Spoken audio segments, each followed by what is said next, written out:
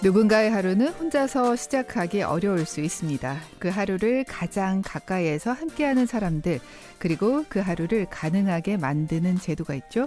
일상 속 장애 이야기. 오늘은 저희 스튜디오 103의 담당 PD입니다. 이도희 PD와 함께하죠. 어서 오세요. 네, 안녕하세요. 이도희 PD입니다. 네, 이렇게 만나니까 또 더 반갑네요. 자, 오늘 현장에 직접 다녀오셨어요. 네, 오늘은 장애인의 하루를 가장 가까이에서 함께하는 활동 지원사의 일상을 따라가 봤습니다. 네. 청취자분들 중에는 활동 지원사가 낯선 분들도 계실 텐데요.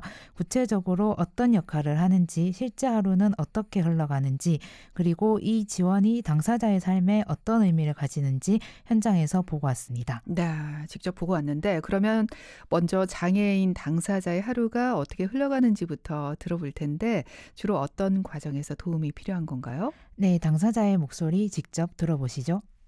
저는 이제 좀 약간 중증이라서 오전쌤, 오후쌤 따로 있거든요. 평소에는 아침 일어나서 활동 지원사쌤한테 도움을 받았고 식사하고 이후에 이제 병원 진료 있으면 같이 다녀오고 복잡한 프로그램 참여해가지고 가볍게 외출하면서 하루를 보냅니다. 집에서는 리프트 의자를 해서 이렇게 타거든요. 다 도움해주고 이제 스쿠터 들어갈 수 있는 동행 콜 타고 다니고 있어요. 네, 방금 들으신 것처럼 기상부터 식사, 이동, 병원 진료까지 일상 전반이 다양한 지원과 함께 이루어지고 있습니다. 제가 현장에서 본 건 단순히 도와준다라는 개념을 넘어 하루의 흐름 자체가 두 사람에 의해 설계되는 구조였습니다. 그러네요. 특히 이동이나 외출을 할 때는 혼자서 감당하기 어려운 상황도 있을 것 같은데요. 네, 맞습니다. 예를 들어 이동할 때도 휠체어 방향을 잡는 것부터 경사로의 각도나 도로 상태까지 끊임없이 상황을 판단해야 했고요. 네. 예상치 못한 변수들도 많았습니다. 우리가 평소에 생각하는 그 평범한 외출과는 무게감이 다르다 이렇게 느껴지는데 결국 하루의 흐름이 온전히 혼자만의 몫이 아니라 누군가와 함께 만들어가는 과정인 것 같습니다. 네, 그래서 이 하루를 함께 만들어주는 분들의 역할이 중요해질 수밖에 없는데요. 실제로 장애인 당사자와 활동 지원사가 2인 1조로 움직이는 형태입니다. 그러면 활동 지원사는 구체적으로 어떤 일을 할까요? 활동 지원사는 장애인의 일상생활과 사회생활을 지원하는 역할을 합니다. 보통은 아침에 출근 준비를 돕고 식사나 위생관리, 이동 지원을 합니다. 병원이나 외출이 필요한 경우에는 동행하고 집에서는 간단한 가사도 함께 진행합니다. 이용자가 스스로 할 수 있도록 돕는 것이 저희의 중요한 역할입니다. 만약 활동 지원이 없다면 이분들이 기본적인 식사나 외출, 병원 이용도 어려워질 수가 있고 결국 사회와 단절되는 상황까지 벌어질 수 있는 그러한 일이잖아요. 그래서 활동 지원 서비스는 단순한 도움이 아니라 자립과 사회 참여를 가능하게 하는 기반이라고 생각합니다. 네, 정리하자면 활동 지원사는 신체적, 정신적 이유로 원활한 일상생활이나 사회활동이 어려운 장애인분들이 사회에 더 많이 참여하고 자립할 수 있도록 일상을 지원하는 분들입니다. 네. 국민연금공단에서 주관하는 제도인데 방금 들으신 것처럼 단순한 보조 역할과는 다른 개념입니다.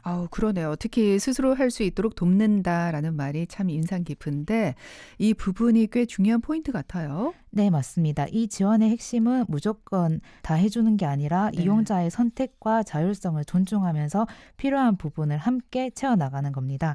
또 하나 짚고 넘어가야 할 점은 이 지원이 뒷받침될 때 비로소 외출이나 병원 진료 같은 활동이 훨씬 안정적으로 이루어질 수 있다는 겁니다. 그렇죠. 이분들이 없다면 당장 일상생활부터 큰 타격을 입을 것 같은데 결국 이 지원 자체가 장애인분들을 세상 밖으로 또 사회와 연결해주는 다리 역할을 하고 있구나 하는 생각이 드는데요. 네, 그렇습니다. 실제로 제가 뵙고 온 장애인분도 혼자 거주하고 계셨는데 활동 지원사의 도움 덕분에 병원 진료나 외출 같은 일상적인 활동을 안정적으로 해내고 계신 걸 확인할 수 있었습니다. 그러면 실제 현장에서는 이 역할이 어떤 모습으로 채워지고 있을지 궁금한데 이것도 좀 알려주실까요?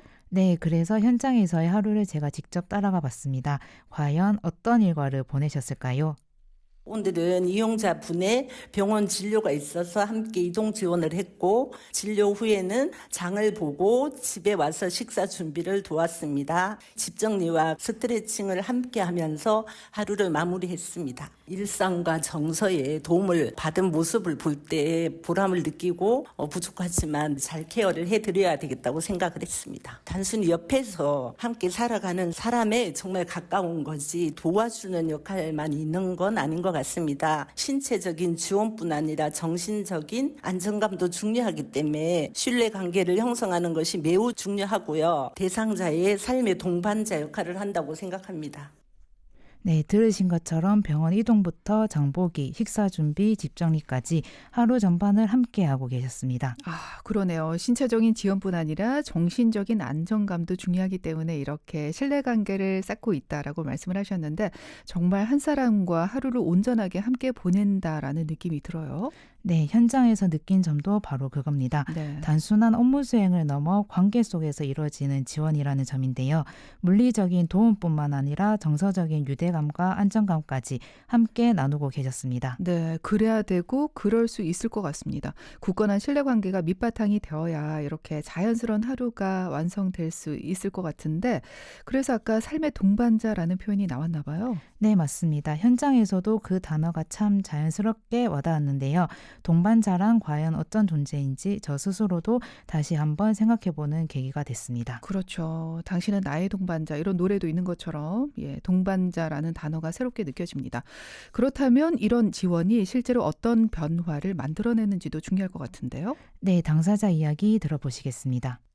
혼자서는 할 수 없는 일들이 너무 많잖아요. 근데 이제 또 할부쌤들에게 대신 또 해주고 못하는 좀 케어를 해주니까 편리하고 도움이 많이 돼요. 식사 문제, 뭐 외출 같은데 옷 입는 거, 씻는 거 뭐 다 해야 되거든요. 도움받고 있으니까 저한테 굉장히 편리하고 좋죠. 너무 많이 달라졌고 몸이 아파서 병원 못 갈 때 쌤들이 약 다 주고 그런 식으로 모든 일들을 다 이렇게 해줘요. 도움이 되니까 저한테는 너무 좋죠. 그리고 우리가 사는 자체가 변화예요. 내가 할 수 없는 거를 선생님이 다 해주시니까 그게 이제 큰 변화죠. 그래서 활동 지원이 너무 제도가 잘 된 것 같아요.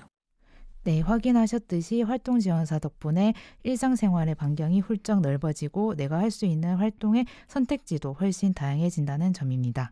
들으면서 참 다행이다 이런 생각을 하게 됐는데 일상과 생활의 폭 자체가 확연히 넓어지네요. 네, 맞습니다. 혼자서는 힘들었던 병원 방문, 식사 준비, 가벼운 외출 같은 일들이 안정적으로 이어지게 됩니다. 결국 이 변화는 단순한 편의 제공을 넘어서 한 사람의 일상을 사회 참여로까지 이끌어주는 과정이라고 볼 수 있겠습니다. 맞습니다. 참 다행이고 감사한 변화인 것 같은데 또 한편으로는 우리 사회 여전히 장애인을 바라보는 편견 또 이런 시선이 남아있는 것도 짚어봐야 되지 않을까 싶어요. 네, 현장에서도 그 부분에 대한 솔직한 마음을 들을 수 있었는데요. 이번에는 두 분의 이야기를 연이어 들어보실 텐데 청취자분들도 이 이야기를 들으시면서 차별이라는 단어보다는 같이 함께라는 단어를 떠올려 주셨으면 좋겠습니다.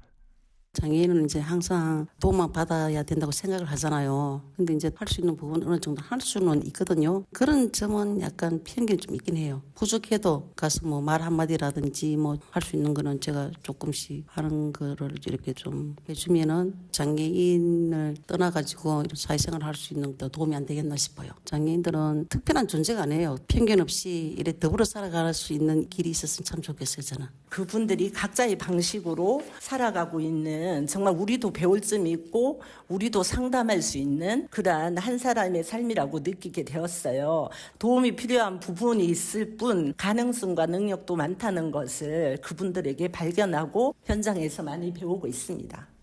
네, 두 분 이야기의 핵심은 결국 이겁니다.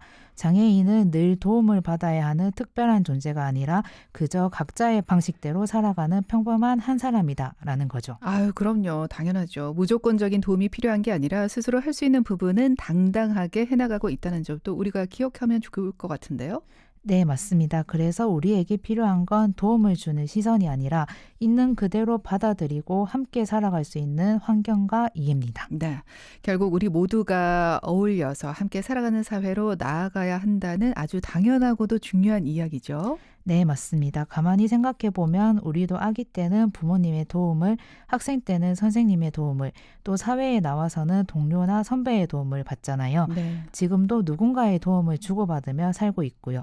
활동 지원 역시 같은 맥락의 상호작용으로 보시면 좋을 것 같습니다. 맞습니다. 오늘 현장 취재를 하면서 우리 이도희 PD가 개인적으로 가장 깊게 남았던 점이 있었을 것 같은데 그것 좀 알려주시죠. 네, 활동 지원사는 누군가의 삶을 일방적으로 대신 살아주는 삶이 아니라 네. 그 하루를 함께 만들어가는 사람이라는 점입니다.